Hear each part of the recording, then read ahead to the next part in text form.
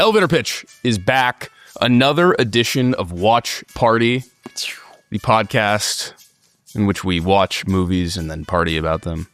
We're going to hop on the 2016 trend. Not only are Will and I going to post some flashback photos, like we're not going to do that, but we are going to do a movie from 2016 called The Nice Guys. Directed by Shane Black, starring Ryan Gosling and Russell Crowe. We're going to just kind of chat about this movie, rip off other podcasts, give out some awards. Yeah. You've heard a couple watch parties before, kind of loose. Will, how do you feel about coming back after Just Go With It? You feel good right now? It's hard to top your best. Yeah, first and best. Yeah.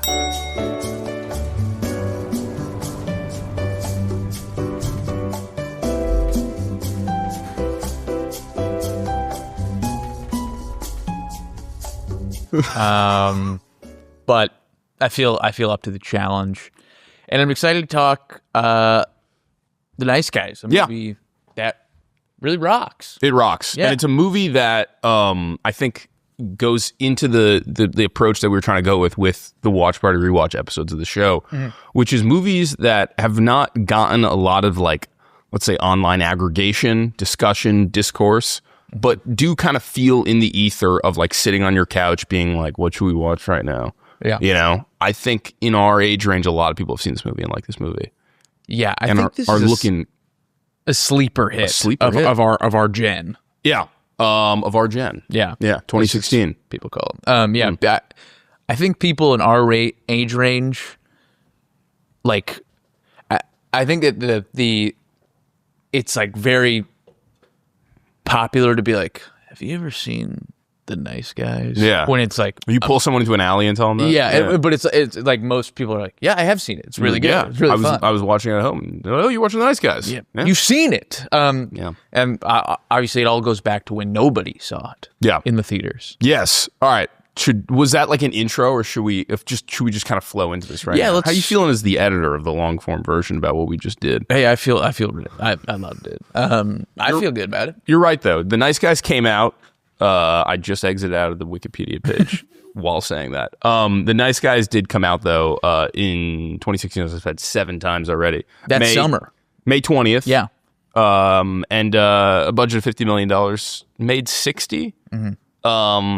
And here's, I think, and I don't have the financial statements to back this up, but I think a real interesting place that The Nice Guys find. So 2016, in the era of like this kind of bridge between, I mean, cord cutting is really kind of it's coming into the zeitgeist in a real way in 2016, I think. Yeah.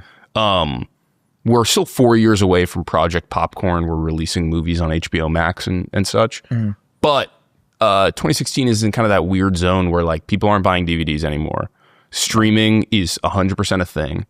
But these movies that come out and, like, The Nice Guys don't make a lot of money. They sort of just then went into this weird ether of, like, they played on cable, but like, it's not like they'd had the legs to have a cable run, because in 4 years, people wouldn't really be even watching cable anymore. And it was kind of subversive in a way where it wasn't necessarily like Skyscraper with Dwayne "The Rock" Johnson, which can play on FX with people half asleep and, you know, in their, you know, like hospital room or something like that before someone pulls the plug.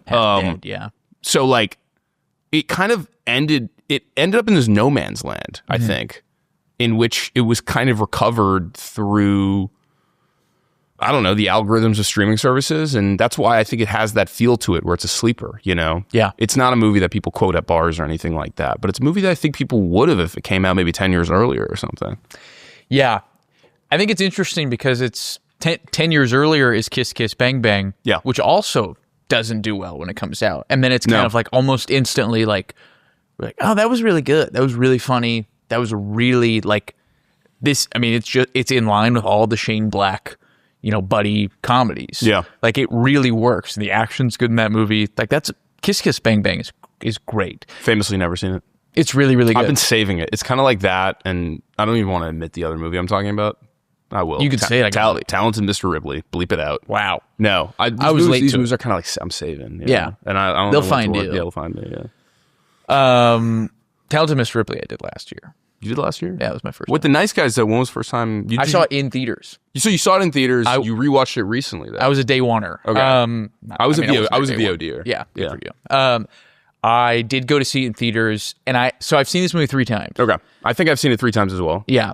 First time in theaters. Saw it with my buddy, good buddy, friend of the pod, Land. Yeah. I met him at your wedding. Good man. And your bachelor party, too. Went to see the movie in theaters, came out, loved it. I remember it being a pretty empty theater, too.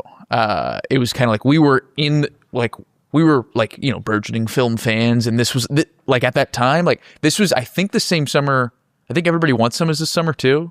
That movie wasn't a big theater movie at all, though. No. Yeah. And it was like, but those 2 movies coming out, and if you're like becoming a film fan, and you're like, I'm going to start going to see new movies in theaters. Senior in high school or summer before senior year? Yeah. Yeah. You see those and you're like, whoa, movies rock. Movies, like, they're playing good movies in theaters. And then you look to the trades and they're like, both movies dead. Don't do anything. And I think they're really, honestly, similarly linked in that they're made by like Everybody Wants Some and Nice Guys are linked to filmmakers that have made other movies like those movies that are really good, and that these versions were really, really good. Just a different time period, a different environment. Yeah, I mean the 2016, 2017, 2018, I feel like is like kind of the last run of. It's funny, I was just rewatching Ford vs. Ferrari the other day, which I think is 2018, right? Or is that 2019? It's 2019. Okay, that's the kind of 3-4 year period where Endgame, and we're really in like just the absolute apex of Marvel entertainment. Yeah. It felt like you could have a movie like The Nice Guys make $250 million, off a $50 million budget. Yeah. Not to get all budgety. I know, that's become super fucking lame. But like you could do that. Yeah. But you sort of needed to have the prestige of Oscar contention in order to do so. The Martian, Ford versus Ferrari. Yeah. I'm sure you could think of others, but like The Nice Guys didn't have that, And I'm not sure necessarily. I think it's actually a lot. It's thinking about a lot more things than we give it credit for, maybe when we're seniors in high school watching it for the first time. Yeah, totally. But like, it didn't have that. It was not a contender at all in the awards. And Shane Black, I mean, talk about a director and like what directors are perceived as, has never been a director who is like, ooh, we're going to nominate this guy for. Yeah. I don't know. He's a legendary screenwriter for the last 40 years. I mean, has he ever been nominated for a screenplay even? I don't think so. I doubt it. The only thing that Lethal Weapon 4, where Pesci comes in, I think there's no way. No, I don't think so. Lethal Weapon to get a nom for Best Sound. Okay, good. So they didn't go to Shane though. You know my point though. Yeah, totally. And like you look at like whether it's Ridley Scott and talking about Kiss Kiss Bang Bang, but like Ridley Scott or a what was the other movie I mentioned? Ford vs. Ferrari, like James Mangold. Like these are people they're like Oscar darlings in a lot of ways. I mean, they just get recognition, And I think that's kind of also why it found itself in that kind of no man's land.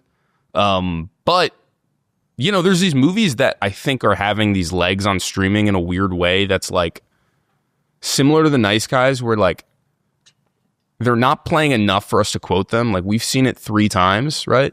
But I think in order for it to enter the cultural zeitgeist in a way, or not zeitgeist, but cultural fabric in a way where it becomes like we're talking about like Munichs or Dudes with No Nuts or something like that. Like it needs like a TNT run for 25 years or 20 years or 10 years, whatever it'd be. Yeah. Which it never had the opportunity to have. No. But this is a movie that would have thrived in that. Yeah. So it's interesting. It's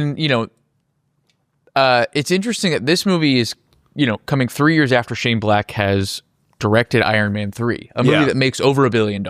It made over $1 billion. Yeah. Isn't that not a very popular movie though? At least I know it has some real haters. Yeah. Obviously I didn't see it. I've never seen the third one either. I've seen Iron Man 1 and 2. I fuck with Iron Man 1.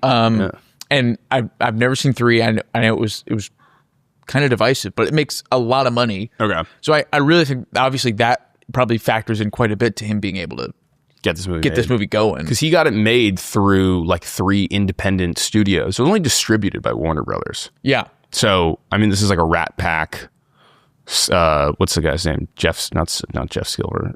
Joel Silver. Like I mean, who's worked with for years. But like the movie itself had that kind of weird like shadow money kind of coming into it. Yeah. Until it gets distributed too. Yeah.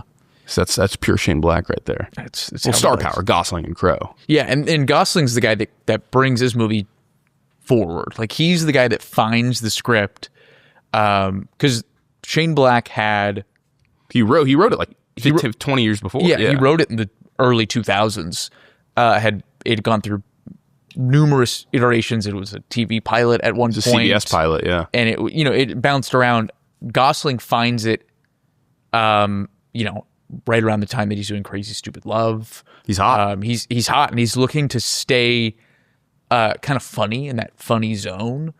And he and Shane Black convinced Russell Crowe to come on board. Joel Silver is like, obviously I'll do anything that Shane Black does. And yeah, it's interesting because it's, and Ryan Gosling only gets more famous from here. I mean, this is the same year as La La Land. Is it really? Yeah, 2016. Well, that's also maybe a reason that it didn't hit as hard, is because that was a real thing with him in La La Land. Yeah. Yeah. So it's like, this is, it's such an interesting point in Gosling's career, because after La La Land, then he works far less frequently. Until I don't know if he switched agents, but then he just sort of became like, I don't know, like what he is now, which is like, I don't know, like the David Leitch version of Ryan Gosling. I mean, there's like 80,000 memes about it, where it's like the Ryan Gosling post 2016, pre 2016, and it's like Blade Runner depressed Ryan Gosling, and post it's like bleached blonde hair, Fall Guy bullshit. Yeah, he's going to be in the Sean Levy Star Wars movie. It's not a turn we've supported. No, I think I can say that collectively. No, this movie is, just an incredible role for him. And he's remarkable. And yeah, that was that first time I saw this movie in theaters. That was my main takeaway, was that, like, holy shit, Gosling is unbelievable in this movie. Can I give you the Gosling wave that led to this movie, basically? Yeah. Mm-hmm. So he goes, you're right. He goes Crazy Stupid Love's 2011. All right. So it's 5 years before this. Before that, I mean, he's nominated for, like, I think Half Nelson. He's in Lars and the Real Girl, Blue Valentine. I mean, these are all like smaller movies that I think, especially like some movie like Blue Valentine and Half Nelson, have kind of had some legs. I mean, people still kind of watch these movies, but very small movies. Yeah. Ides of March, Crazy Stupid Love, Drive, all 2011 right there. Yeah. Goes head to head with Clooney. I think Ides of March is pretty underrated. I think it's a little... I've still never seen it. It's like, I mean, I love House of Cards, but like, it's kind of like a little unrealistic, but at the same time, it's just like a super entertaining political thriller. Yeah. I would check it out. Crazy Stupid Love, fucking moment, takes his shirt off. Yeah. Emma Stone, Dirty Dancing. Yeah.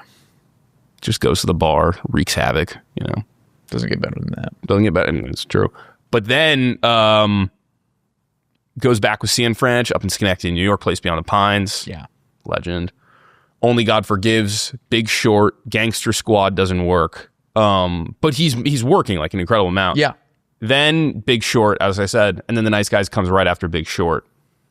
And then in the same year as La La Land, and that's kind of like where Gosling, I mean, that's kind of his, like, I don't want to go like apex, like, we're going like full rewatchables, but it does kind of like solidify this idea of this guy who's purely made these, like, a lot of times like Oscar, but like critically acclaimed character study movies, and he's funny in some of them, and he's dramatic in other ones, and he does it to the mountaintop where, and La La Land makes like a fuck ton of money, Yeah. And then it goes into Blade Runner and First Man, and the sci-fi starts, and like, you're like, all right, this is cool. He's taking it to the next level now. But then a little movie called The Gray Man changes everything. Yeah. Sets the stage for the future of Gosling. It does, yeah. He becomes insert Ryan Gosling into tentpole, anonymous tentpole. Yeah, not to get into physical appearance, but it's also where, maybe some of the cosmetic surgery comes into play, and it gets a little stiffer. Yes. Yeah. It's a little tighter. Yeah. But it's just, it's great seeing him back. Like, he would not be taking a shit as the door stall keeps closing on him. Like in a cast. I mean, he's squealing in this movie. He's crying in this movie. There's a vulnerability to the way that he plays things that, like, I think he's kind of going for in The Fall Guy in a lot of ways. But he's like almost not able to channel it because the movies don't let him channel it. And where we're like, Shane Black is like, no, please, like, act as pathetic as you can act. Yeah. And it's really funny. He's a real drunk in this movie. I didn't remember him being like an alcoholic. More than just like, oh, I hate my life. Yeah. He's like, no, like I'm double fisting the martinis with the bullion at the porn party. Yeah. Every party he goes to, he gets like plastered. But it's a classic, like, oh, Shane Black's better than you at screenwriting. Because in the end, it leads to a misdirect. It progresses the story forward by him being drunk. And he's really having fun in a way that I didn't recall, because I saw it all those years ago, and you're just like, wow, what a time. Yeah. What a great movie. This is the Gosling we'll have forever. We'll never lose this. Yeah. And we'll never lose this Crowe, which that's a whole other interesting thing about Russell Crowe. This is kind of like, is this the last big Crowe attempt? Russell Crowe is not like going like top billing with anyone, I don't think, after this. And unless he's playing the Pope. I mean, yeah. Shout out. By the way, The Pope's Exorcist was it was produced by, when I went to LMU, I used to work at the Jesuit community, which I was at the front desk there. Yeah. It was a work study job. All like the priests lived there. And one of the priests, Father Eddie, who like ran part of the Jesuit community, super chill guy, got that movie produced. What? Yeah, shout out to Father Eddie. Unbelievable. Father Eddie got Crowe involved? He got the Pope's Exorcist produced. Wow. Because he came to me in college. He's like, yeah, I got this production company. I was like, all right, bud. Yeah. All right, Eddie. Yeah. But it was that production company. Wow. Yeah. That movie like, made a lot of money. It could probably cost like $1. But I think it made a lot of money. Yeah. I mean, he doesn't, it's a different. He went hunting with Craven. What is it? He's like, I need you. Feast. What was the son's name again? Sergey, yeah, because then his brother impersonates him. He's like, Sergey, I need you. We're the only two men in the world who saw Craven. Yeah. I still kind of fucked with it. I liked Crowe. I liked Aaron Taylor Johnson. It was when the movie became, I guess, the rest of it. I liked the first 10 minutes. Yeah, I mean, Russell Crowe does Noah, the... what's his name again? Darren Aronofsky. There you caught stealing Darren Aronofsky. Which I think did well. Yeah, it did. Yeah. It's not a movie anyone thinks about it ever. It was so brilliantly sold as like, this is for Christians. Like this. Really? It was like this is for anyone. Like people of faith, you could watch this. And then they show up and they're like, why are there rock monsters in this? I don't remember that in Genesis. I'll tell you how much money it made right now. I don't remember that one. It made pretty good. It made almost $400 million. It doubled its budget. Yeah, it's like, I mean, good for Noah. It's insane. That's an insane movie to imagine existing ever. It's also a $150 million Darren Aronofsky movie. Yeah, which never happens again. No. But makes Mother and Whale and Caught Stealing. Yes. But yeah, I mean, there's really just like Noah, then it goes from that to like Fathers and Daughters and The Water Diviner. I don't know. But by the time it's The Nice Guys, it's like, I don't think that movie is like a Russell Crowe movie like 2 years later even. No. Yeah. And you could see it by the way that Russell Crowe carries himself too. Like, he clearly is just like, I don't want to stay in shape anymore. Yeah. He's just and it works for this. It completely works for this movie, but it only works because this is a movie that like shouldn't have gotten made the way it is, where it's like, hot guy Ryan Gosling is in a cast and hasn't shaved in 5 days and is an alcoholic and screaming and crying.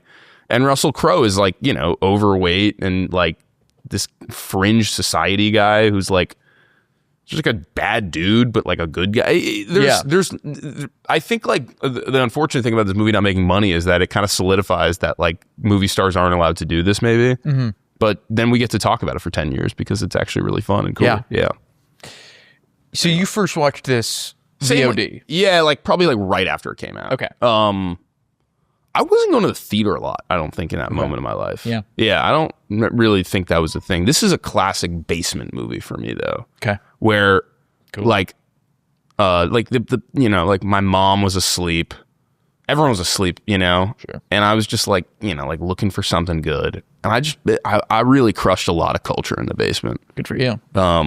It's where life happens. Yeah. Including Misty Mountains. A lot of Misty Mountains. No. But Misty Mountains. But yeah, I mean, this is like a classic basement movie, kind of like Everybody Wants Some too, where it's like I'm on like Time Warner Cable Video on Demand, What's going on? I'm just like, all right, like I don't think they'll mind if I rent this one. I can put this on the tab. Yeah, and I think I did that. Is Hell or High Water this year as well? Yeah, that's another classic basement movie. Yeah, it is 2016. Well. Yeah, that's a movie I watched in a friend's basement as well. Yeah, that movie did all right, but it was like it didn't cost much, but it was that movie has the same vibe of like you're like it's like for us at that age, like 2016 is kind of a sleeper year. There's several movies that you see, and for us we're like 17, 18. You're like, why is this movie rock? Well, it's also like you don't realize that these things are going to be in your life. Yeah. In a way, until like we start doing a podcast and we're like, hey, what's a movie that people our age like? Yeah. And the reason is because like we've now had like a 10-year relationship with this movie. Yeah. And Hell or High Water. Hell or High Water is a movie that like exactly like this. I'm like, oh, like a lot of people who don't like claim to be like cinephiles or like movies have seen Hell or good. Yeah. And if they haven't, people text me sometimes. They're like, what movie should I watch? Hell or High Water is like in the top 5 rotation of people. Like, have you seen Hell or High Water? They're like, no. Because most people have already seen The Nice Guys. Yeah. It's interesting.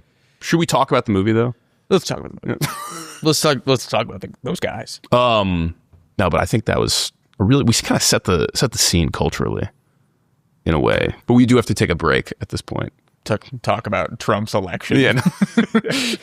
The sponsored segment from Politico, from the new CBS News. Anyway, can I actually ask you a question? Please. Well, on my rewatch of this, I didn't realize how much of like an anti-nostalgia movie this was.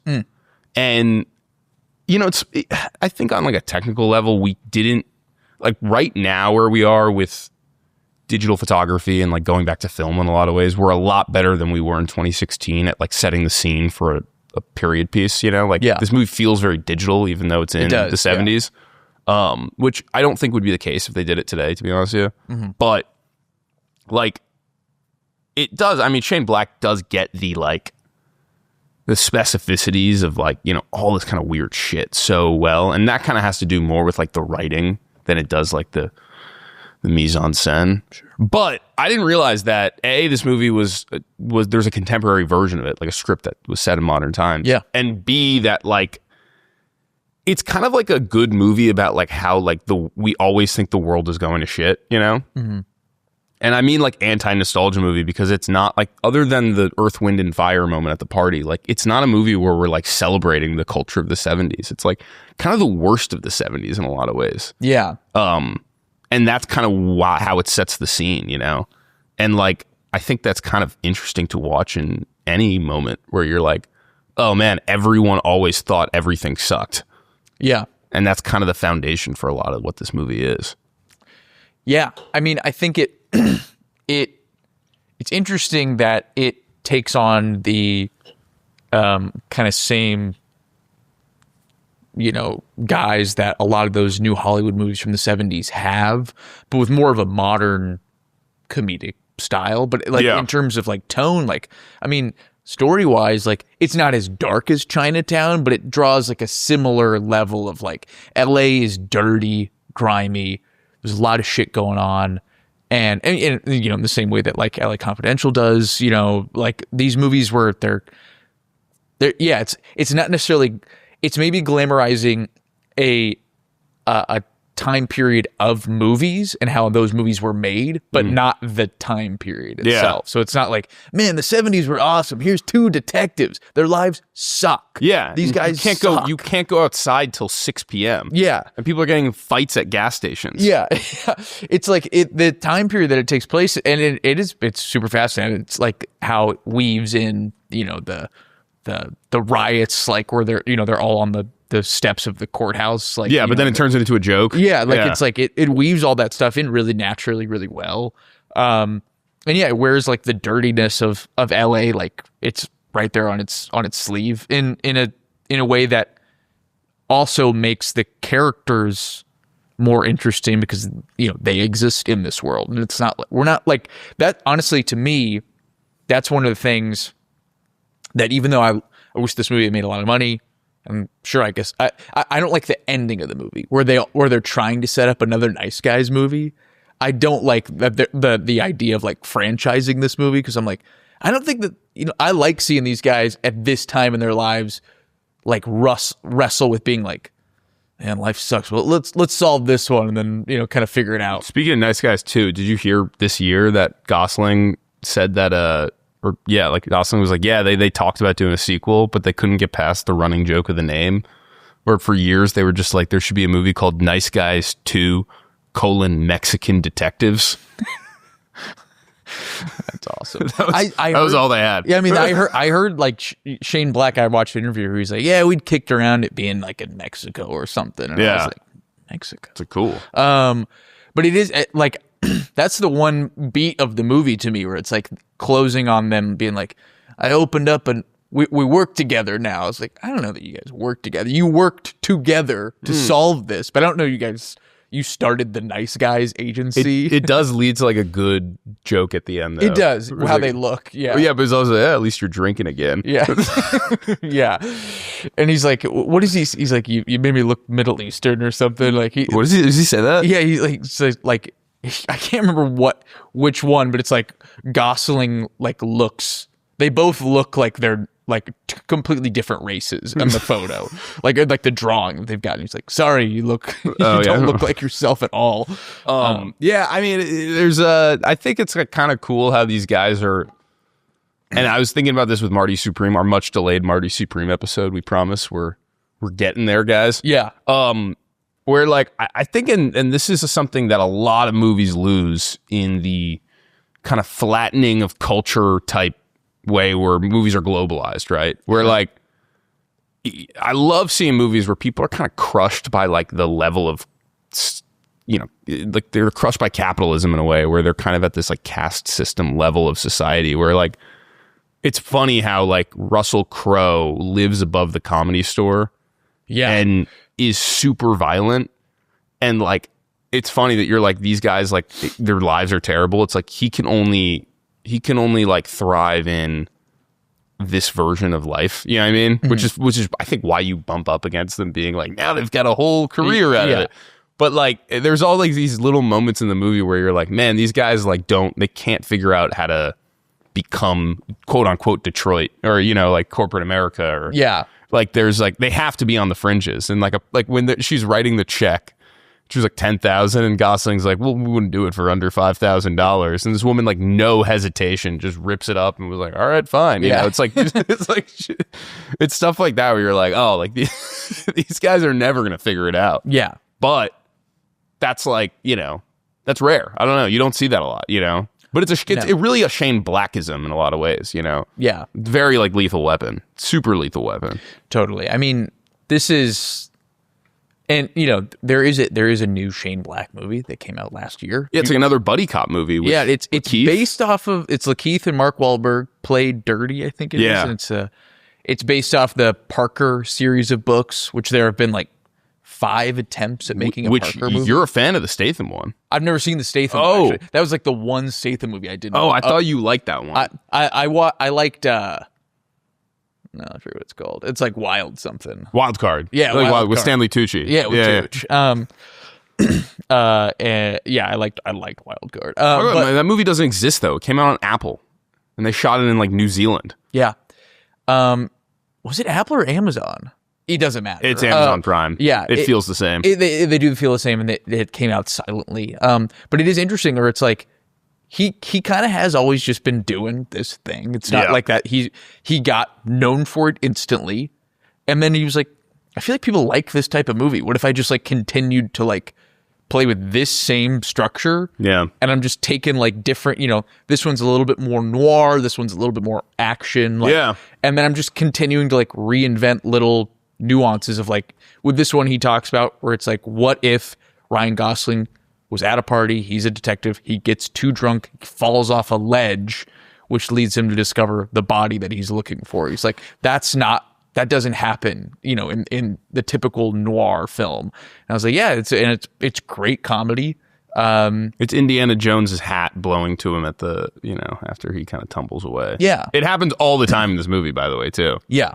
It's like, it's like a running joke by the end of it, by the time he's chasing the guy with the film and or the woman, trips over like trips over her own or the coffee cup or something like that after she's throwing hot coffee. But like there's, I think that stuff only works if you kind of like gain trust in the trust being that your characters are really good. Yeah. Which is like something that he just like inherently has, Yeah. It's cool. I don't know. Do you have any scenes that you want to jump into specifically?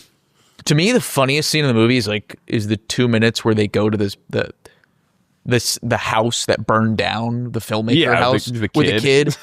Chet, is that his name? Yeah, Chet's the guy they bring along. He's the projectionist. Yeah, the and kid. Then the kid that just rides up, and he's like, I knew him. He was a filmmaker. They shot here the other day. I went and talked to the producer and tried to get a job. Offered to show him my dick because I got a big dick. And they're like, oh, that's nice. And then he just fires back, you guys want to see my dick? and the closing to that is him being like, $20, you can see my dick. And Ryan Gosling goes, I just paid you 20. Wait, no, what am I doing? Get the fuck out of here. Like that kid was good. He crushes 80 seconds of screen time. I know. That was Timothy Chalamet. That was Lucas Hedges.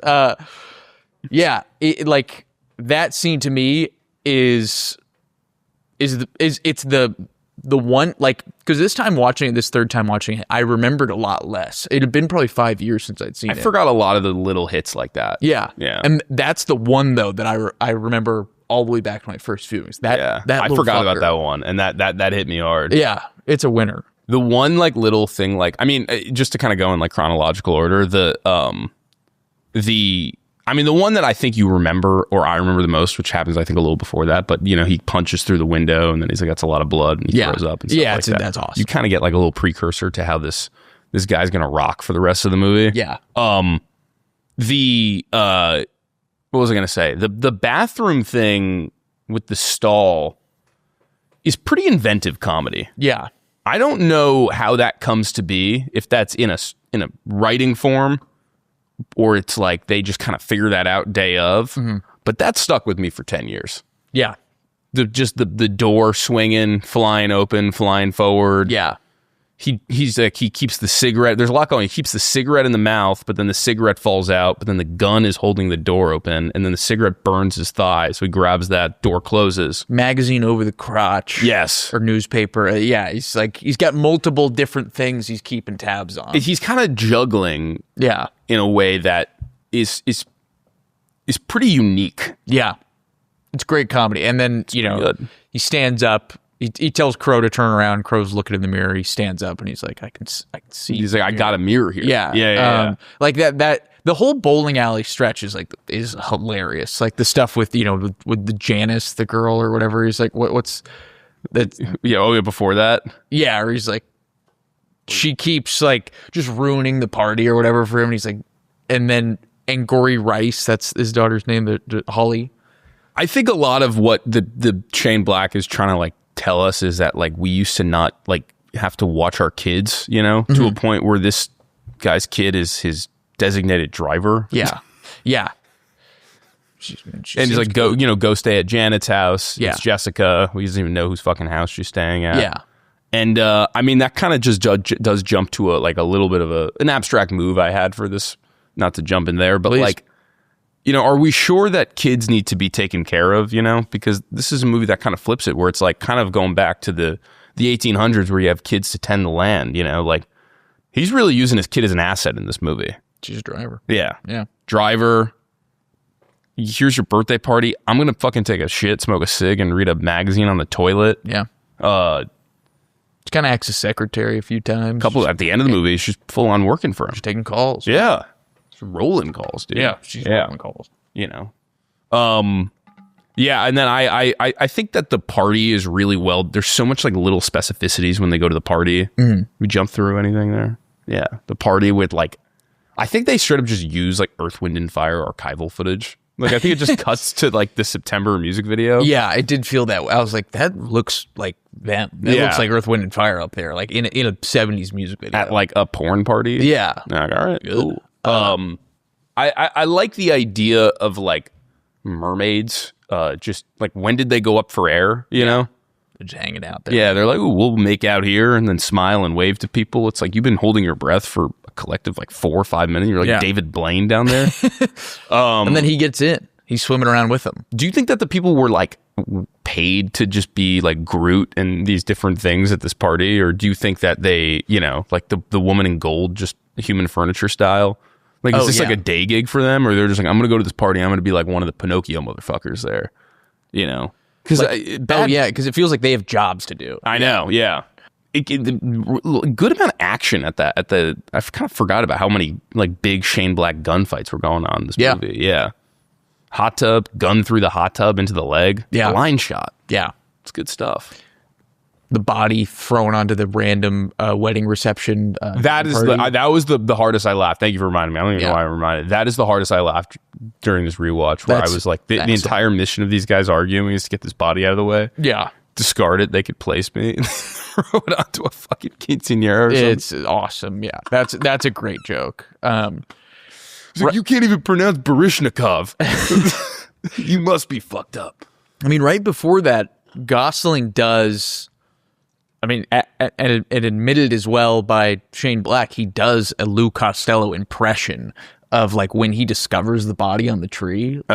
He fully does Lou Costello in Abbott and Costello Meet Frankenstein. Like, and it's like pitch perfect. Oh, really? I've Abbott and Costello Meet Frankenstein, a favorite of my youth. Like, I loved that movie. So when he started doing that this time, I was like, holy shit. Can you describe the move for me here? He's like, he sees the body, he's like,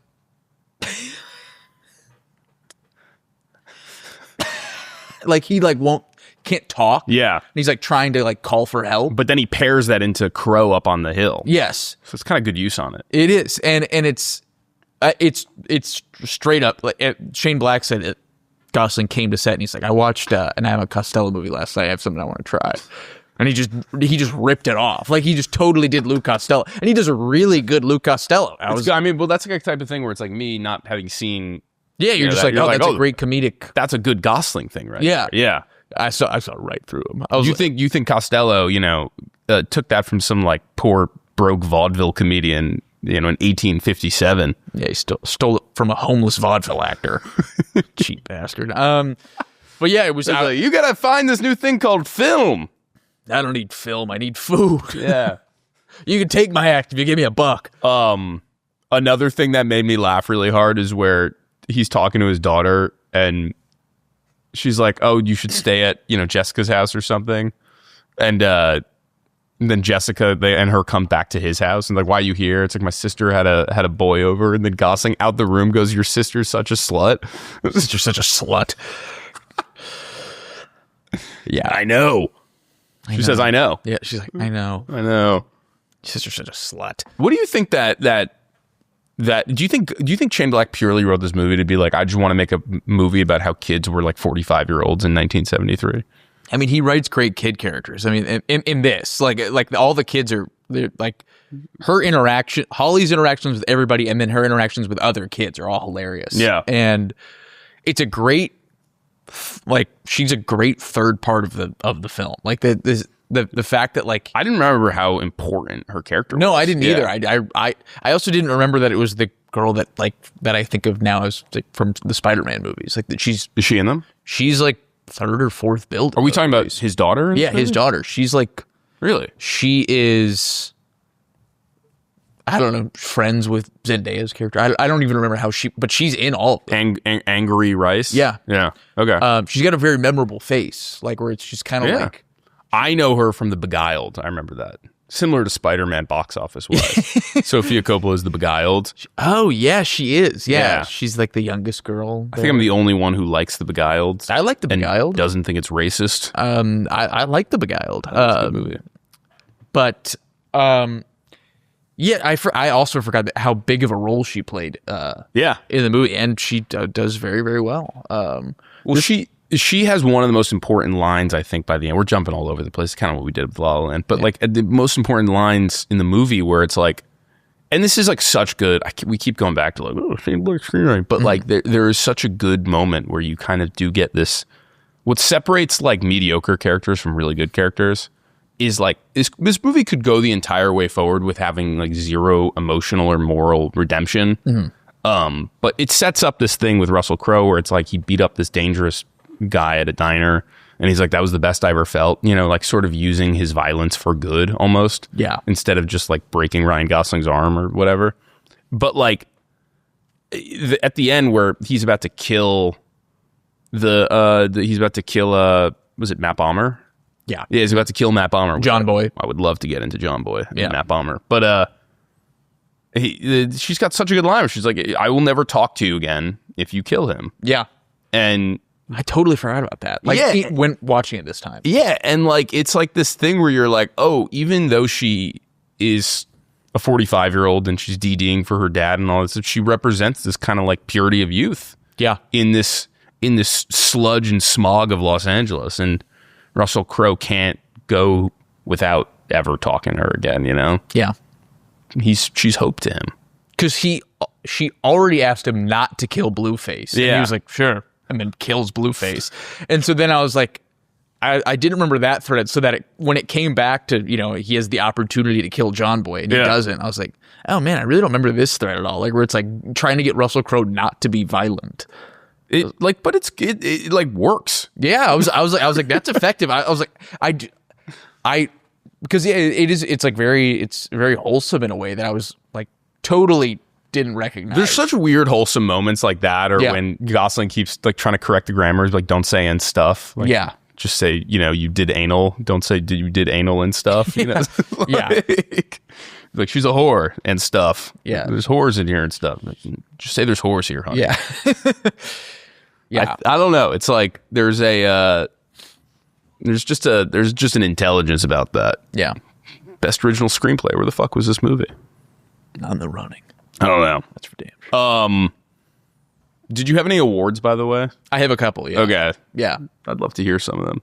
Well, my first award, not to be so negative, but is the Washed Legend Award. Is it Russell Crowe? No, it's Kim Basinger for the sleepiest 15 minutes of screen time in the movie. The mother and she's the DA? Police. Yeah, she's the mother. She's pretty stiff in this movie. She is stiff.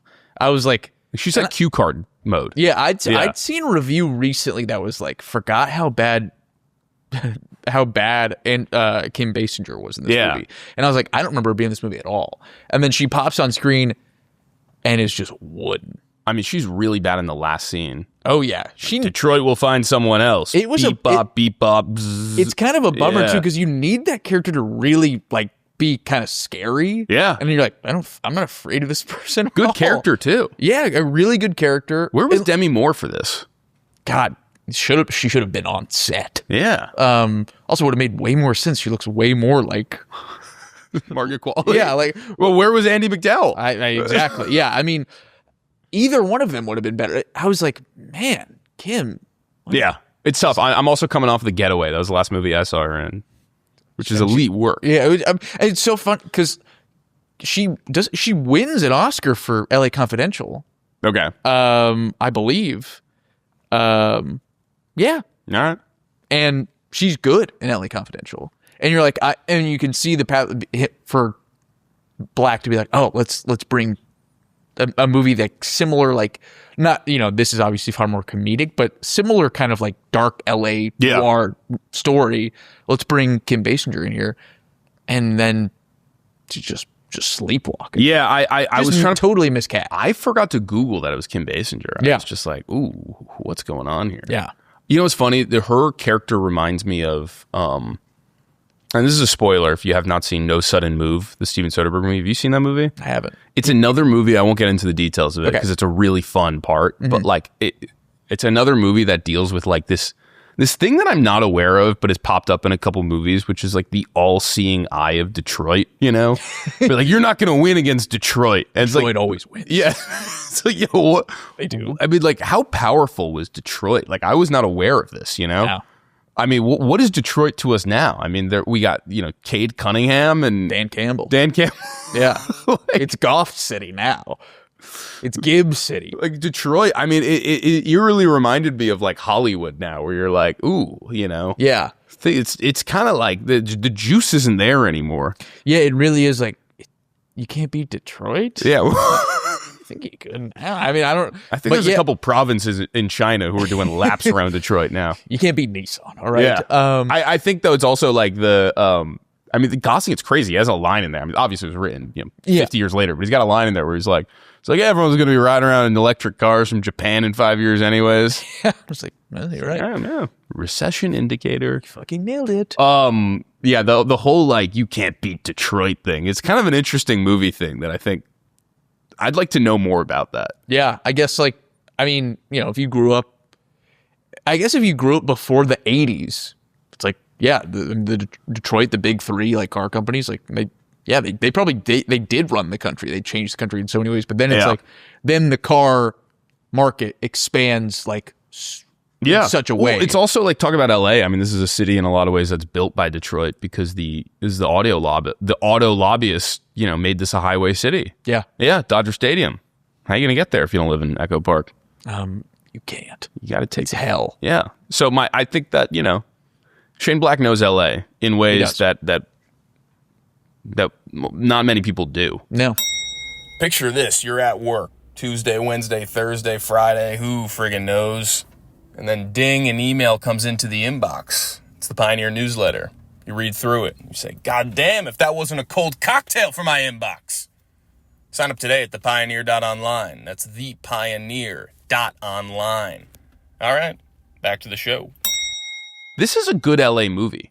Yeah, it is. I mean, not to like be Captain Obvious here, but like this is never mentioned in like best LA movies. It's like I kind of see this as like I learn about LA through this movie in the same way that I learn about LA through like Collateral or Chinatown in a lot of ways. And these different types of like periods of LA where it's like there's no kind of caste system of society and it's just this cesspool of like kids saying you want to see my dick. Yeah. That's literally Boogie Nights, by the way, of how he gets out of poverty in that. Yeah, totally. It's like it is. That's Mark Wahlberg. I that's like it's a cool LA thing. That's why I think it is a little bit of a bummer that it does feel like almost like digitized in a way where I'm like there are certain like little things that like are like, ooh, Shane Black is a screenwriter, where you're like it's great, but like there's little things where you're like, man, we could have taken this a step further. Yeah, and I think also because specifically the 70s LA, like there's so many great LA films in that time. Yeah. And LA is like such like LA on film is like it's the same principle as New York on film where it's like these cities just like pop in such a way. They're so cool. And we see that all through the 70s. And you seen the video essay, by the way? That like 4-hour video essay?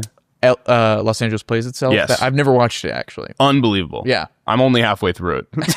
But the first half is crazy. I'm only 2.5 hours into it. I mean, that's what's always stopped me is that but everybody crazy. that watches it is like, it's genuinely like so good. It's immaculate. Yeah. And like, I didn't stop it because I was bored. Where are you watching it on? I was on Hoopla. Okay. And it's like, you don't realize that you're watching it for 2 hours. I was interrupted and then Interesting. Yeah. It's pretty immaculate though. Do you think wife of the pod, Rachel, would be interested in that? I think anyone who's interested, and Rachel's got great taste, anyone who's interested in aesthetic and vibes and whatever, that's a really bad description. But like anyone they can buy in. I think anyone with good taste will be interested in it. Okay. Now we'll do 4 hours, Sure. I don't know. Bring it into a miniseries. Yeah, but it's really cool. Okay. Anyway. Yeah. You were saying that. No, LA, I just think it is like LA is like such a strong character, and it's such a strong character in this movie. I think you're right. It is a great LA movie, but you do really feel the digitalness of it, where it's like if you're going to go digital LA, then you're like, I want it to be modern. We just hadn't figured it out at that time. It's a weird moment for digital cameras where we're still like, this is what we're going to do. Why the hell would we use a film camera? Yeah. Who are we? Terrence Malick, and then it's funny, like 4 or 5 years later, it's like, this would like no doubt be shot on film, I think. Yeah, absolutely. It'd be like, it would have to be like, or like people would riot for it. At the time, they'd be like, that nobody cared. Nobody cared. But now, like, if this movie came out, and if it somehow made it to theaters.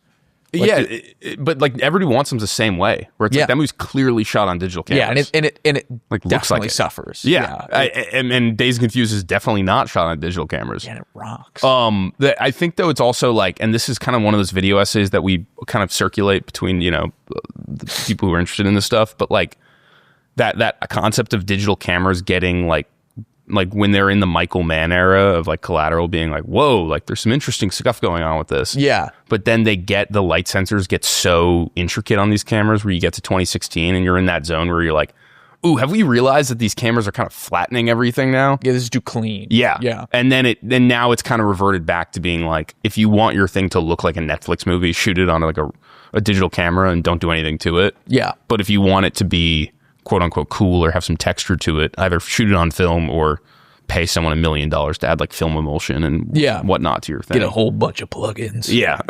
Yeah. It's interesting though. Yeah. Speaking of Detroit and LA, the auto show I think is a scene that is, I think, probably one of the best like set pieces, like in terms of like, sometimes it looks a little modern, but like that's like everything works, I think, in that. Yeah. The music and the archival footage and the people, and I'm just like, whoa, that's like a thing that I guess happened, like auto shows. Yeah. Cool. And it leads to the revolving car, which Gosling is behind when Bomber's shooting at him, and yeah, he doesn't know where he is. No, that whole sequence is really, really great. And I watched an interview with Shane Black talking about that. That whole sequence is shot in Atlanta, too. A lot of this movie was shot in Atlanta. Oh, really? And that whole sequence is Atlanta, and it was... I guess you don't need to be in LA for that. No, it plays. It plays as LA. But that was in Atlanta, and he talked where he's like, yeah, at the time, like in 2016, he's like, we just couldn't, like, they were working with $50 million, but he's like, we couldn't afford to like build out a full like auto show set with a ton of extras. And so he's like, we had to get very, very creative with how we broke the setup into its little chunks. Yeah. And then piecing it together. He's like, all of that, it's very, and it plays very naturally. It's very deceiving with like, it's several different sets that you're right. That's that auto show sequence. You got the penthouse, you've got the floor of the auto show, and then you've got like the other street part of it. I guess they don't necessarily need to be in the same places. No, and he's like, they're all different locations, and then we're working with very limited extras, and so it's like just finding ways to like keep them moving so that you could reuse them in another shot. Yeah, but it's like I was like that played really naturally. Like it's a cool scene. Yeah, I didn't buy that you were low on extras or that. I was like the whole time I was like, man, where did they shoot this? Like this is like a really cool. Like, I was thinking about because like the elevator, it's got that like indoor-outdoor elevator thing in the building, which plays into the scene. But like that elevator reminds me of what's that LA hotel that they shoot at a ton for that kind of stuff. It's in The Line of Fire, like the Clint Eastwood movie. It's that like, glass elevator. Do you know what I'm talking about? It's downtown. Yeah, it's at a ton of movies. Yeah, it's great in The Line of Fire. It reminded me of that elevator. Yeah, but it's not that elevator because it's outside. Yeah. But like it's got. They did a good job of making it look like a building that'd be in LA. Yeah. As opposed to like Den of Thieves, where you're like, this is like 100% Atlanta. This is Georgia. Yeah. Yeah. I mean, with all due respect to Den of Thieves. Obviously. And O'Shea Jackson Jr. and Ice Cube. I think like, I guess I should jump to another award maybe, unless you you got one? I mean, I'm literally just going to name this right now because or should I continue on the tradition of just naming an award after the person that we're giving it to? Yeah, cool. No, I can... I'll do it. Okay. I'm going to name this the Dalton No Last Name Award. Okay. Referencing Patrick Swayze in Roadhouse. Yeah. For poetry and motion of violence. It's Matt Bomer. Yeah. That guy's like, speaking of Baryshnikov, that guy's like a ballet dancer of a fighter. He looks great. When he's firing a gun, you're just having fun. Matt Bomer to me is an example of someone who was in Vancouver on the USA Network for 15 years making White Collar. Yeah. Toronto, wherever they shot that show. And I'm afraid that we have not really... I'm afraid like Matt Bomer should be like in a Hitman movie or something, or just he should be like a bigger action star than he is. Yeah. I mean, he was great. He's so psychedelic. Yeah. He's bone chilling. He is. Yeah. What's he doing on the fucking USA Network? I don't know. I mean, he is, one of those many guys in LA where you're like, it's like, has a very interesting face, like is like clearly very competent in like his movements. Like he's clearly coordinated. He's you're like, so coordinated. You're like, that guy can move around. You can do a lot with him. And I'm like, when I saw him in this movie, I was like, oh yeah, Bummer. Don't see him around. Well, there's a move that he does where he knows that the porn movie's playing. Yeah. And he kind of just no hezzy. He's like, I'm going to go shoot at that window right now. Yeah. And it's the most determined look I've ever seen from like, I'm not panicking. I'm not freaking out. It's like, I know exactly what to do. Yeah. I'm going to take this handgun and shoot it 300 yards into a window in the middle of like a crowded room or crowded floor. You're like, he's right. And his heartbeat is going 68 beats per minute or something like that. It's just like, it's pretty like, it's psychotic. Yeah. And it's that same Swayze where you're just like, man, this guy is like water when he moves and kills people. Yeah. Yeah. He was born to do it. like in an why, artistic way. Like, why is he not Dalton in like a Roadhouse reboot that doesn't fucking suck, you know? With all due respect to Gyllenhaal's, I don't know, UFC career, but, you know. It's not even worth bringing up.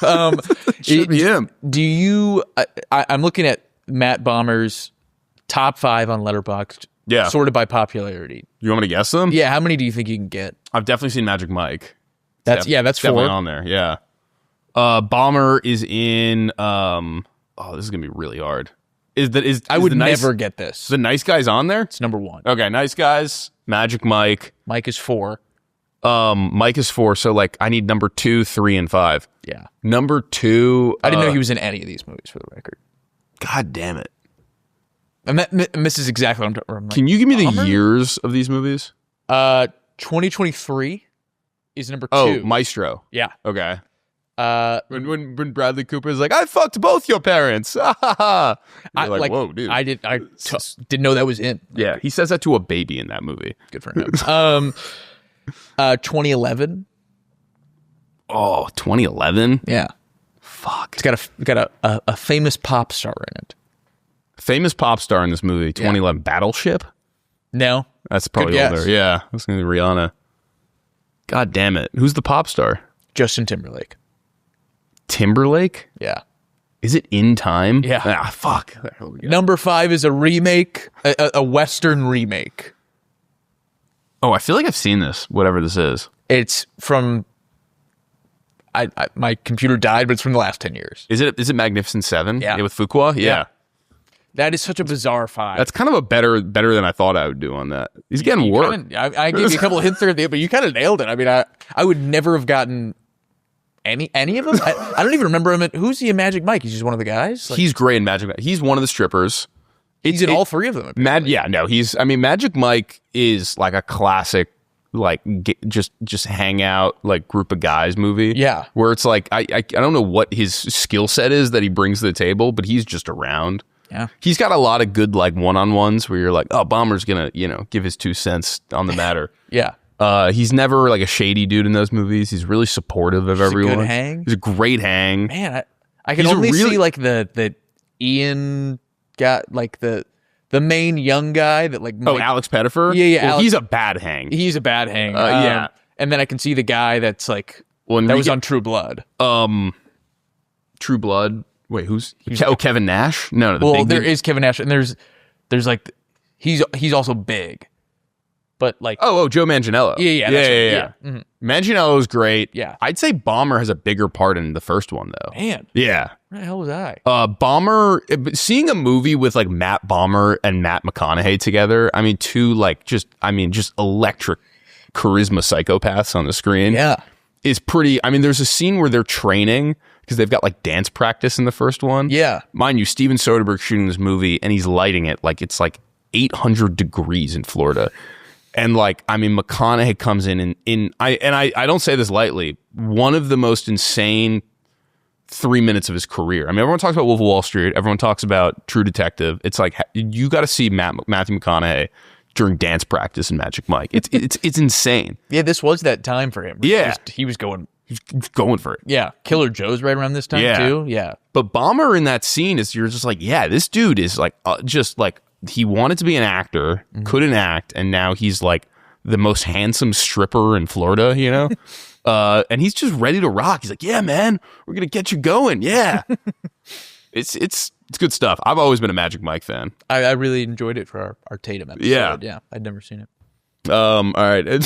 For award, I don't even know if I don't have an award for this, but just maybe like the Rey Mysterio award or something. Russell Crowe, we're talking about maybe he's, a little past his prime physically, maybe in this movie. He's no longer Gladiator. Yeah. Does like a Rey Mysterio, like horizontal dive into two dudes at that auto show as he's fighting. Do you know what I'm talking about here? Yes. Yeah. Is it him? It's incredible. I mean, he does all he needs to do. He takes out two guys. Yeah. Just violently with just a dive. Yeah. Yeah. I was like, it's Crowe that does it, right? I'm like not completely impressed with his fighting in this movie all the time. I think sometimes he's a little mailing in, but that moment I was in. Yeah, I mean, and I mean they don't like Gosling throws like a lot of like standing punches, like it like kind of like locked off punches. Yeah, and he doesn't get too like mobile with his action. No, he's mobile with his comedy. Yeah, exactly. And then he flings himself into battle. And you're like, whoa, yeah.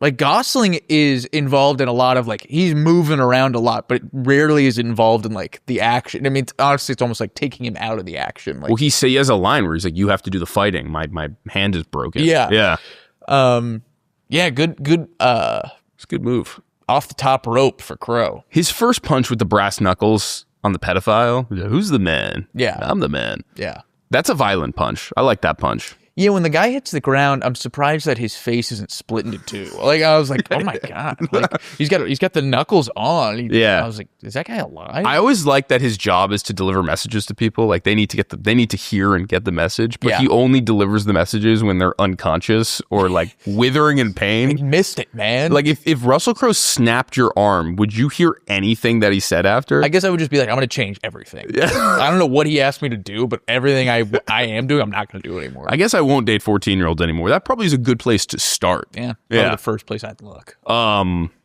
you have anything else? Another one is best character name in this movie. Okay, yeah. Because there's a couple of good ones. Like, I mean, John Boy's like a great little alias there. Yeah. I got to give it to Blueface, though. Credited as Blueface. Is he credited as Blueface? Yeah. That's great. I mean, Hat Rack is good. Yeah. But Blueface, yeah. Because it ties into why he's Blueface. Yeah, it explodes in his face and he's blue the rest of the movie. That leads me to a move that I want to talk about, which is what happened to dye packs? They seem like really effective. I mean, they popped up in Roofman last fall. Oh, did it? Yeah, well, it's like, having not seen it, it's like it's the button of the trailer. It goes all over.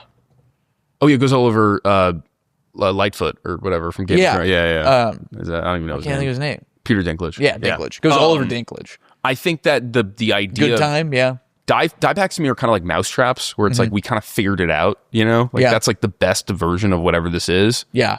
And I didn't understand until I watched this movie that the idea of the dye pack is that it doesn't come off for like 3 weeks. Yeah. Yeah.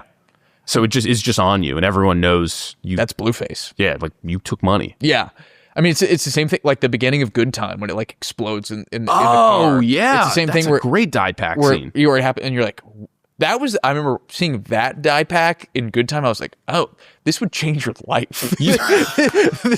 If you robbed a bank and you thought your life was not going to be changed, as soon as the dye pack goes off, you're like, oh man, you're fucked. And it's also like the dye packs go off, and it's such a good like acting opportunity. Yeah, or just you get to just be fire, yeah.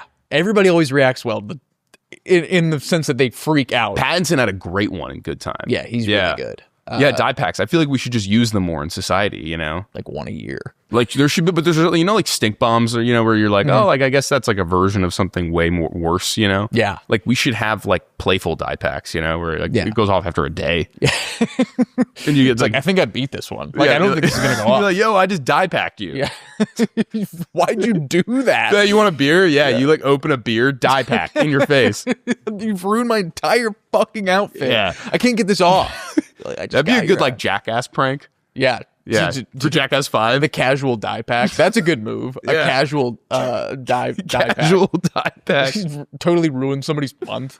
I got another. This isn't a move. I guess it is. Just like casual yoo-hoos. Yeah. I drank so many yoo-hoos as a kid. I had to stop. I mean, good for you. Good to know when to quit. I mean, I always wanted yoo-hoo, but never would actually drink one. Yeah. And so to see him just ripping them in this movie, I was like, whoa. I like, so he gets the Yoo-hoo. He's like, these are pretty good. I forgot about these. Yeah. And he's not like, I'm going to pick up a 6-pack on the way home. He picks up like half of the Yoo-hoos in Los Angeles. Yeah. He's got like a pallet of Yoo-hoos he's carrying upstairs at the Comedy Store. Yeah. I was like, man, that's and I guess he's like, the whole movie's like trying not to drink. And I was like, so he just switched to another glass bottle. Oh, that might be why. So he's off drinking for most of the movie. Yeah. He smells the pineapple drink at the party. Yeah. I'm going to put this on someone's ass. Yeah. So he's like, I need another glass bottle to hold. And I guess at the time, that's kind of like a realize short, that. like, you know, like a Miller. You're having a high life, but it's a Yoo-hoo. You know that video essay where it was talking about like, here's why like movies feel fake now, and it was like, oh, because they don't have like that idea of like texture in them, you know? Yeah. I mean, we did talk about this movie being a little too digital, but like a great moment of like, I feel like I'm in the real world is when those Yoo-hoos drop when he's hit on the side of the head. And it's just like such like oh yeah, they just dropped a pallet of glass bottles with Yoo-hoo in it on the floor. Yeah. Probably 70 times and I have to clean it up every single time. Yeah. It's like, that's probably so annoying. That's fucking movie making. Yeah, totally. Yeah, that was cool. Yeah, the great little bit there. Yeah, Yoo-hoo getting some good play in this. And yeah, I read a book in the last, or like 2 months ago, the book Clockers. Yeah. Which also has... I always want to see that movie. A lot. Yeah, I've always wanted to see it too. I've yet to watch the movie. The book was great. Yoo-hoo, big part of that book too. Damn. They were getting a lot of play. I loved Yoo-hoo as a kid. Yeah. I had a blood test once. My mom was like, she's kind of a weirdo, but she was like, yeah, I think I was serving you too much Yoo-hoo to get a blood test. I was going one a day probably. She thought you had diabetes. She's like, I'm worried about you. She thought I like type U diabetes, you know? I got another move here. Yeah. Speaking of drinks, quick one. I don't need to discuss this. Bourbon martini. That's just a funny joke. You ever heard of that before? Is that like a 70s thing? I when they said that, I was like, oh yeah, I guess you could order a martini with anything. You could just stir it and put some vermouth in there. Yeah, you would just say the. I was like, that would be disgusting. If you do sweet vermouth with bourbon, it's like a Boulevardier. Okay, which is a great drink. Okay, but I like vermouth, like regular vermouth, like olive juice and bourbon. I mean, Gosling goes, that's disgusting. Yeah, I mean, I was like, oh my god, yeah, that is just. That's a funny like Law and Order thing where it's always like, hey, have you seen this guy? They're like, yeah, it's like the John Mulaney joke where he's like, he's 5'5", came in at 2:46 p.m. yesterday. But like, like the idea of like the bartender like relaying all the information about that guy, and then the detective just judging it, being like, wait, what'd you say? That's fucking disgusting. What a freak. That's a good zag. Yeah. I have an actual move though. Okay. Showing your dick for $20. Yeah, totally. It seems like that kid has just really figured out a lot of binds in a dark way for just hanging dong for $20. Yeah. But just in general, how often are you walking around? I mean, no one has cash anymore. Yeah. Walking around going, not even showing dick, but just being like, will you do this for me? No. Here's $20. All right, fine. I will do this for you now. Yeah. Now it'd have to be like, do you have Venmo? It'd be like, we're not offering money for favors anymore. No. That's a great how about $20? Be like, how about 1,000? Nothing in this movie happens if $20 is not offered to anyone. Yeah, totally. Yeah, I mean, if you want to send somebody money, it's like Zelle or Venmo. Good for you. Or are you like a Cash App guy? Like, let me hear. Yeah. Is that a reason that we don't see good buddy comedies or anything? I mean, I think that's another, like, we're not buddy comedies, but like PI movies. Well, this movie totally plays into that too, where it's like it also taking place in the 70s allows like the mystery to play out in the way that it does too. It's like if this was modern day, like the whole thing's based around a film reel. Yeah, it's like it's based on a film reel, and it's also based on a guy who his entire job is to just basically do what like Facebook could do in 30, 40 years. So it's this plays into that theory of like, you know, older filmmakers being like, you know, keeping their movies set in the past. Yes. And like, which is, I think is total. As long as the movie's good, I have no problem with it. As long as it works, like as long as it's an integral part of the story. Yeah, totally. And it's like, and for this, it really is. I wonder what the version of this movie was that was set in mind. Like Shane Black had a full script that was set in like 2016 for this movie. I honestly feel like it wouldn't have been that much different than what Kiss Kiss Bang Bang became. Okay. Honestly, like I think that like, but that you can kind of say that for so many of his movies. Like it's always like insert to kind of budding characters that have great chemistry, but also like absolutely get on each other's nerves and then let them loose in typically LA. Like I honestly feel like it would have been like very much like that. So I think that this works to be the $20 thing is I think just something that's not modern. No, not at all. Like it'd be kind of cool today though. Yeah. If somebody was like, you know, would you do it do whatever for $20. I'd be like, and you showed it to me. I'd be like, whoa, sure, yeah, sounds cool. You want me to do what to your butt? Yeah, I would take. You want to show your dick, and you're gonna pay me $20? Sure. Yeah. Yeah. Good. I got half these aren't moves, so I'm sorry. Okay. But I do have like a real, and this is also a 1970s thing. Teaching your 13-year-old how to drive is another going back to like, why are we not today using kids more? You know? Yeah. Like kids are like a utility. Like they're smart enough to do way more than we're letting them get away with. Yeah. Were you asked to do anything of like real labor when you were a kid? And I'm not talking about like mow the fucking lawn. Sure. Or shovel or whatever. Like, I'm talking about like, like Pops called me. He's had 7 bourbon martinis. Now I got to drive the car. Pick up your dad. Yeah. Roll my calls, you know? Not that I can recall. This is a big thing where like and this is like a big thing in like Mad Men and all these shows. It's like where the U.S. economy switched from, we're spending the most amount of our money right now on our children. And that did not used to be the case. Like the economy was not centered around the youth. But now it's obsessed with the youth. You know what I mean? And this is a perfect example of a movie that's like, no, it didn't used to be this way. You know, kids were like just like things they were just around. You know, treating them like adults. Yeah, you're like, you can drive. Yeah, be like, do you want to keep her in the trunk? Yeah. If not, we'll just call her a cab home. Yeah, she's going home alone either way. Yeah, like no Life 360. Yeah. So yeah, teach your 13-year-old how to drive. Yeah. Really, I think I learned when I was 13, like 14 in the parking lots of Kentucky, Eddyville, 14 Kentucky. years old. Yeah, I went up for the summer, and my grandfather was like, "Let's start driving around." Oh wow! Got in the truck, did a little driving. Nobody's at this park in Eddyville, Kentucky. Yeah, got a couple of good laps in. Was your grandfather drunk? Always. No, dead sober and happy to be there. Did you come up with your award, by the way? I did. What is it? The Happy to See Ya award. Happy to See Ya award. Happy to see Keith David in this. That is Keith David. Yeah. Thank you. And getting to see Keith David later in life, always just, I'm just like, it just takes me back to him being in Carpenter movies, like him being, in The Thing, him being in They Live, and I'm just like, it's always good to see him. Like, I'm just like glad he's getting work. So when he popped up in Nope, was he in Nope? He's the dad at the beginning of the movie. He's their father, and he had a cup of coffee this year in Ken Burns' American Revolution. What? You know what he was in this year? I don't remember him in this. I'm going to ask you if you remember him in this. He was in I Love L.A. this year. Who did Keith David play in I Love L.A.? Oh, he is the father? He's the director.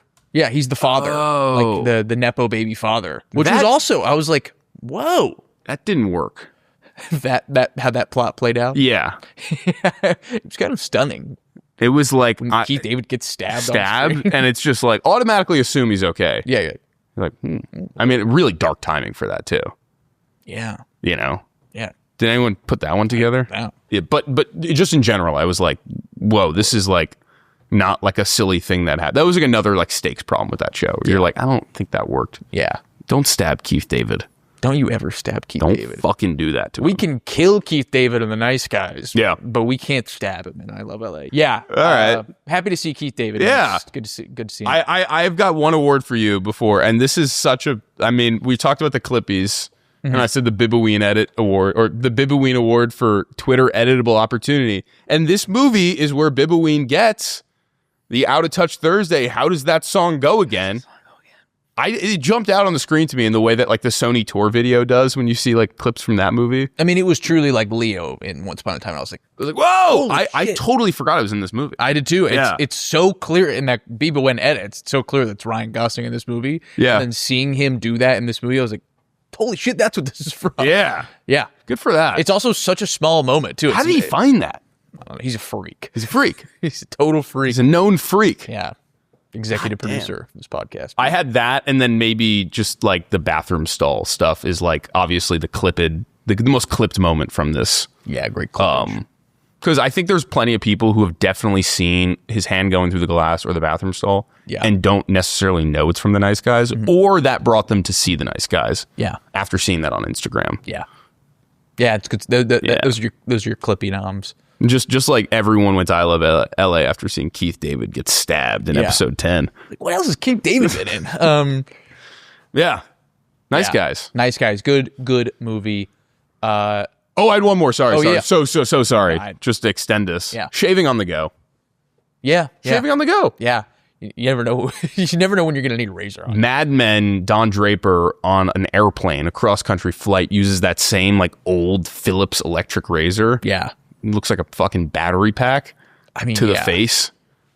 And he does it on a plane, and Gosling does it. Gosling does a lot in convertibles in his career. It's funny that this came out the same year as La La Land because he's got the same movie. He's got the same convertible, basically. Yeah. And he goes 90 miles per hour into parking lots in this convertible. He does this multiple times in both movies. Yeah. But it's just, he's got good convertible work, shaving, reading a newspaper. Yeah, they have a movie called Drive with him in it. He's a real car man. You ever considered keeping an electric shaver in the glove box? No, I don't. I think that could I keep myself. that actually could be the move. Yeah, that could be. I always keep a little scruff anyway on me, so it's like I'm never looking to like really. Yeah, but that shaver doesn't take a lot off. No, it doesn't. He kind of goes on a couple rounds. I guess if you're looking to find, I'm always looking for floss on the go. I wish I had floss on me at all times. So you want floss on the go? That sounds dangerous while you're driving. That doesn't look cool while you're driving. Well, the flossing, picks, not the string. Oh, that's a two-handed activity. Yeah, no. You drive with your knees. I don't give a fuck. No, I'm talking the picks. Maybe a water pick on the go. Just have it plugged in. Like my cigarette lighter. It's almost like a weapon. Someone's breaking in your car. You like shoot them with a water pick. Yeah. Some of those things go fast. Put some acid in there. Never know. I think shaving on. I think I should keep a razor in my car. Somebody needs. If anything, I just want to I like the way it looks. Like L.A. Yeah, a lot of time on the 405. It's like, bzzz. I mean, I'm stunned. I've never seen it in traffic on the 405. Somebody looked at the car next to me and somebody's just shaving. It's funny because I think that shaver is like adding hair to his face almost. It does feel like there's no way it could be taking hair away. and then it just like cuts him. Yeah. It's like shit. Yeah. Shave. That's like the real move of moves. I can't believe I forgot that till the end. Yeah, it's a good one. Yeah. Shave on the go. Could be the move. Yeah. You know what could be the move? The Nice Guys. Watching The Nice Guys. Great movie. Yeah. Bad name. I think that's hurt the movie. Yeah. General name. Pretty general name. But go find it. Go seek it. Yeah, it's not streaming anywhere. No, I own it. 4K from the folks at Second Sight. I know you guys are watching. You own it? I do. On Blue? I just got it. Oh. Yeah. That was a Christmas purchase for Will. Oh. Because they just put out a really nice 4K version of this. And the transfer's good? It looks great. It looks flat. Very digital. It looks flat on Amazon Prime. But it did look really good. The night scenes are rough. Yeah. I buy that. It has a bunch of, it had this 35-minute interview with Shane Black. It looks like he's just like in an office at Sony. You're like, where did they film this? He's in the Marita building. Yeah. And like an 80-page book. Like cool. Different essays about the movie. It's a great set. It's like so it was like $50. I was like, well worth it to me. Wow. To have Nice Guys in this way forever. In this economy? Detroit doesn't win today for you. No. Yeah. Second Sight won. Yeah. Money. Detroit, they might take us tomorrow. They might take elevator pitch down tomorrow. Elevator pitch can't handle Detroit. But Detroit doesn't win today. No. Russell Crowe does. Yeah. Horizontal into two dudes. All right. Nice Guys. Nice Guys. Watch Party, number 3 in the books. Yeah. We'll see you next week. Maybe with another watch party? We might just go back to back on this. Yeah. The schedule got real messed up here, guys. Yeah. Sorry. But you're welcome. Yeah, we promise it's going to be good. It'll all be worth it. Yeah. All right. Have a good night.